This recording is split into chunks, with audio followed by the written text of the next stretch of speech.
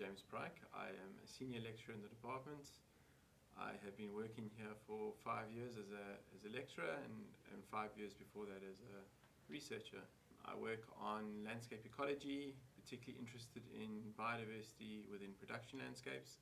So these are landscapes which have been transformed through agriculture mainly, or forestry, and we try and figure out ways in which we can make them better for conservation.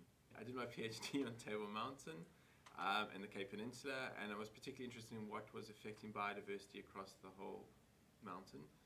And these were looking at impacts such as plantations, fire, and all sorts of other things which were going on, and also the urban impacts on the city of Cape Town. More recently, since I've been down here and working down here, I'm starting to do the same sort of thing, but now on farmlands, as well as trying to see how we can also assist farmers in trying to use maybe less pesticides, less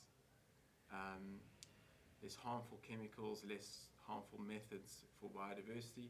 So we're trying to get biodiversity into the farmlands, which has the impacts for farmers, isn't it? It's often cheaper because they get all the ecosystem services such as pollination, pest control, soil creation from the insects, even water retention, believe it or not, by having the biodiversity in the soil. The impact of this kind of work is that we're creating long-term sustainable landscapes. So we're creating resilience within the landscapes. These are landscapes now which in 100 years' time won't have changed too much, we're hoping. I think what is central to us in my research, or me and my research in particular, is we have a very strong group of postgraduate students that work on these topics.